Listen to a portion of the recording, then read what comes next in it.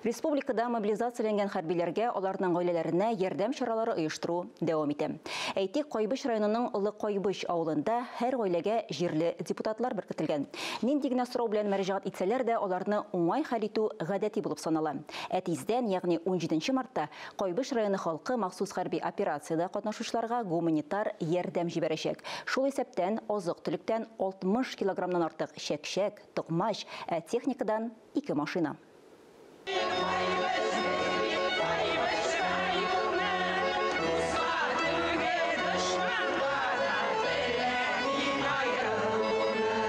Халык мобилизацияләнгәннәргә ярдәм эшенә һәр вакыт теләп кушыла. Җылы кием, азык-төлек туплау дисеңме, саклану чаралары өчен кирәк-ярак әзерләшүме. Мондый акциялар район халкында зур яклау таба.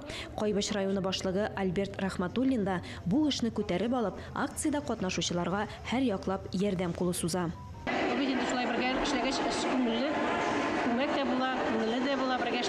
Үзләрнең җылысына түгелендә җан җылысын, күңел җылысын кушмакчы булалар шунча үзләр баскан токмачларына. Идә ашаган кебек булсын әле, һәм кайткач та исән-сау токмачлар идә дә басып ашарга Ходай насыйп итсен дип инде шулай дип алар оештырды бу акцияны.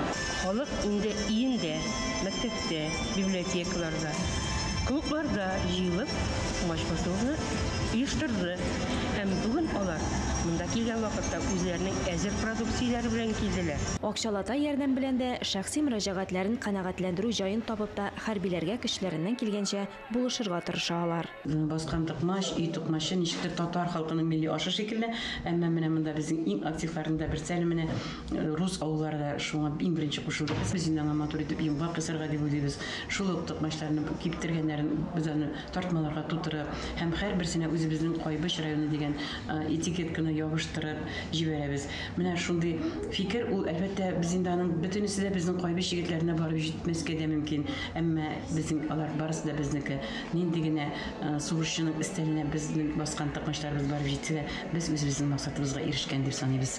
Барыбер ышанабыз инде менә бүгенге көнне безнең ясаган шушы игелекле адымыбыз җиңүне якынайтырга бер ышанычлы адым булыр һәм без егетләребезнең исән-сау кайтуларын телибез. У нас мобилизовано 13 человек. И мы хотим, чтобы все они были здоровыми и возвратились на нашу малую родину. Халыкның шулай бердәм булып күтәреп алуы зур ышаныч күрсәткече булып тора. Республикабыз милли гореф-гадәтләрне һәм мәдәниятне саклау елы итеп игълан итте. Шуңа күрә без бүген татар халкының токмачын аны күрсәтергә һәм шулай ук мастер-класста күрсәтеп, әзерләп күрсәтергә булдык. Без дә бит үзегез беләсез, мәҗлесләрдә токмач татар токмачыннан, токмачыннан башка аш тапмый. Һәрберсе безнең өчен якын. Чөнки алар безгә һәрберсе дә туганнарыбыз, якын кешеләребез кебек.